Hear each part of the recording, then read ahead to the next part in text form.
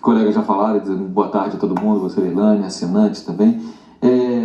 Eu acho que é uma hora boa para ter uma espécie de um reposicionamento também do eleitorado. Por exemplo, se pegar essa votação no Senado, 10% votando contra a intervenção no governo do Distrito Federal. Vamos lembrar que essa intervenção ela é pontual no setor da segurança, assim como o afastamento do governador é pontual também por 90 dias, não é que ele tenha perdido o cargo de fato. Então significa que esses 8 votos de 8 senadores, e é importante o eleitorado desses senadores lembrar disso e pensar se realmente apoia esse tipo de posição. Porque é mais do que ficar numa posição, é dizer que nós não acreditamos que tenha havido uma falha da segurança do Distrito Federal a ponto de justificar uma intervenção federal. Quer dizer que a invasão das sedes dos 3 poderes da República por uma turba ignara que destruiu, que desrespeitou, que ignorou os princípios da civilidade, que mostrou seu desprezo pela participação política e pela vida política, isso não é suficiente para decretar uma intervenção na segurança do Distrito Federal. É isso que esses senadores disseram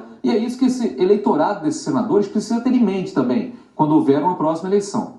Assim como a gente tem reforçado nos últimos dias, porque é verdade que não foram todos aqueles que, obviamente, que não foram todos, não foi uma minoria de bolsonaristas radicalizados que topou ir até Brasília e depois topou invadir esses prédios. Mas é importante que esse eleitorado, que chegava a metade do eleitorado quase na eleição, que foi uma eleição muito apertada e tudo mais, se lembre que aquele líder desse movimento, antipetista, anti várias coisas e tudo mais, desde, por exemplo, ao longo de toda a carreira política, mas para não ir muito longe, no discurso do impeachment da presidente Dilma, elogiou um torturador. Por várias vezes, com o cargo de presidente da República, elogiou ditadores. Stroessner do Paraguai, Pinochet do Chile, mostrou-se simpático a teses nazistas e teses fascistas. Falou que o erro da ditadura foi não ter... Isso antes de ser presidente.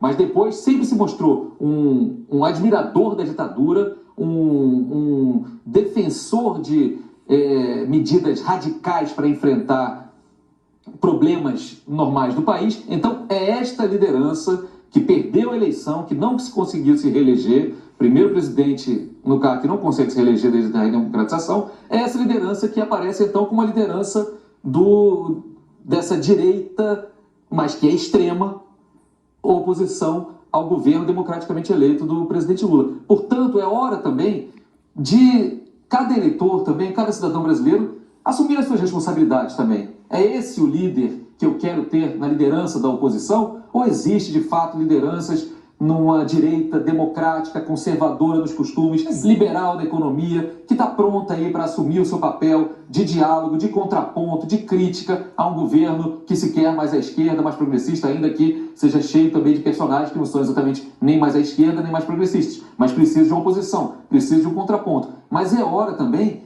de tratar o eleitorado bolsonarista como um eleitorado adulto, que tem a capacidade de discernir e de entender que quando um líder critica, ataca, achincalha o Supremo Tribunal Federal, critica os seus opositores como se fossem inimigos, quando fala na campanha lá atrás em metralhar petistas, quando fala em mandar para a ponta da praia, quando exalta torturador, assim como fez também o seu vice-presidente, o general Mourão, que agora também quer aparecer como liderança democrática dessa nova direita. É importante lembrar que as palavras têm consequências. Vimos as consequências no domingo. Chega uma hora que esse discurso de desprezo pela política, desprezo pelos poderes, desprezo pela democracia, ele pode ser abraçado por um grupo mais radicalizado, que foi o que vimos. E as consequências são dramáticas. Então, é bom não passar a mão na cabeça nem das lideranças, punir os responsáveis, os financiadores e todos, e lembrar ao eleitorado que apoiou isso tudo que a gente viu, que também tem responsabilidade de olhar e de pensar qual a democracia que eu quero para o meu país. Assumiram o risco, né? Isso. E eu acho importante destacar